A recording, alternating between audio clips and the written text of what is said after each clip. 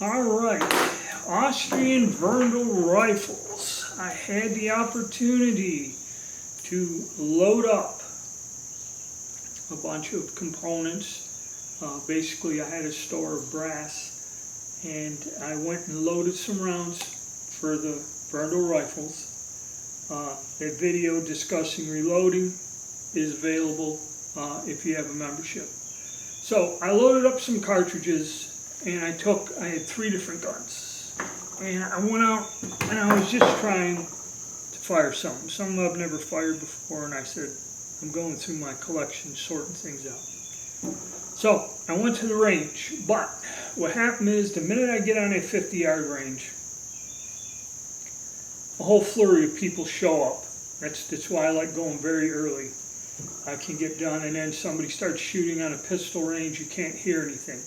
So when I was firing these guns to sight them in, I didn't speak. So I'll edit some that I have and some of the video that I have, and then I'll show you the results, because I didn't go down and check targets with several people on the range. I just can't go down there like when I'm by myself and take a look. I have to wait, stop, and all this, so that's why we're going to break it up. Alright, so the first one was this particular model here. I don't think I've ever fired this one. This was a gun I believe I bought in a large grouping of guns. And the bore looked questionable on it until I fired about 5-6 rounds through it, and then it cleaned out the bore, and the bore is actually quite mint on this. The only bad thing about it is it looks like this thing may have been plated at one time or something. The finish is a little weird. Alright. But still, this one, we'll go and shoot it, and I'll show you the target. So let's go to the range.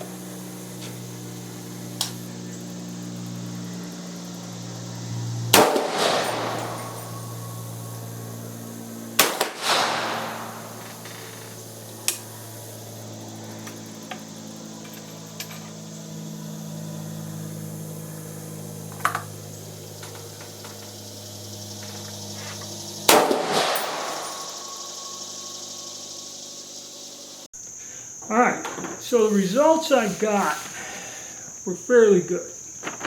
And it's at 50 yards. As you see, I was able to get it down into the diamond. It was shooting a tad to the left and a little bit on the high side. And I adjusted that fairly easily and was able to get it into the diamond. Okay? So, little Kentucky windage, everything else, and I do take this out to 100 yards and shoot it again. Now if you notice, this rear sight has been drifted to the left a little, because I found that these rifles are kind of consistently shooting to the right. Another thing, and I'll make a separate video on it, whenever you're working with these old guns, okay, there are some inherent things in the design that make them difficult to shoot. On these here, one thing is the trigger pull. Okay, this is like a musket. I mean, the pull is quite hard. Okay, don't do something to screw with the action. Okay, learn to use this gun as is and get it to function. Don't go in there and start screwing with the lock to lighten the trigger pull and that, because you'll find out if you relieve the way these old guns work, the reason they have the heavy trigger pull is because they need force for the hammer. When you start doing something to the spring to lighten the trigger pull, you're reducing the force of the hammer. And I've found some of these guns, when people work on the triggers, do not detonate a cartridge reliably all the time. So I advise you not to do that. Okay, so this one shot quite well, and then I will go and take this out to 100 yards. So I believe, see, I tried running all three. I believe the next one was this one here. And this gun is in fairly nice shape. The only thing wrong with it is somebody somewhere changed this. This is not original, this nose cap. And they've kind of put like a little bit of a build up, or they tried doing something to put pressure on this here, or something with this stock, which even though it seems minor, this does kind of affect point of impact in the gun. So let me see if I can find a target, because what I had to do is pull the targets down a few days ago, and I think I got them right, but they may have been mixed up. But we'll go to the range, shoot this one a little, and then we'll come back and look at the target.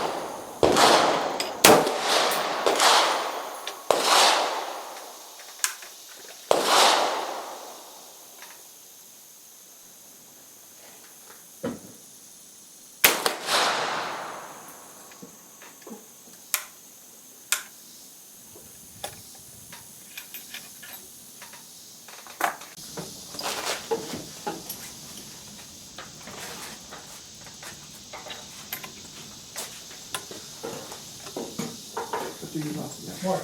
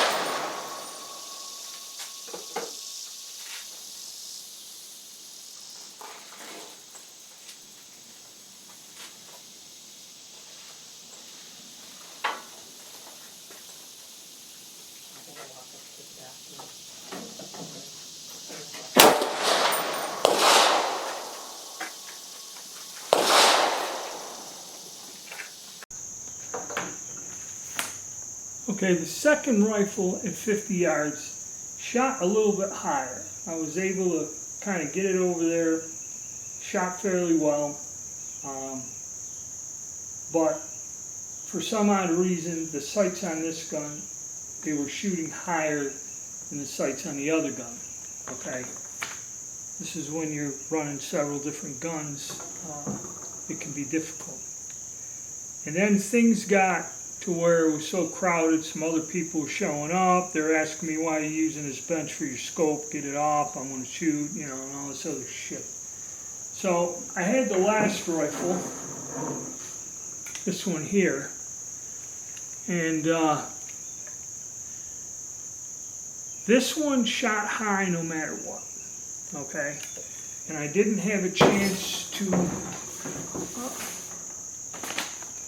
get in or do anything, but I shot a few.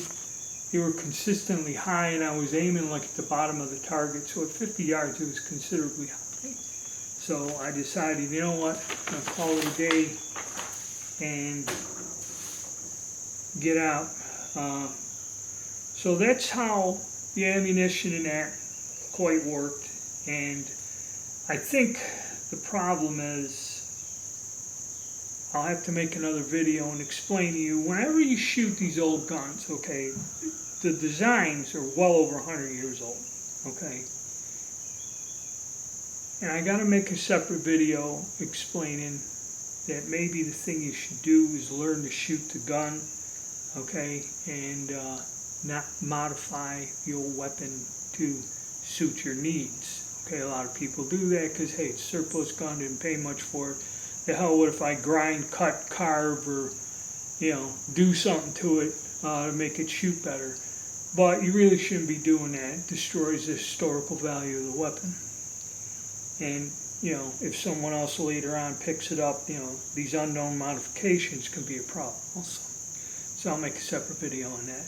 But that was my day at the range with the Werndls.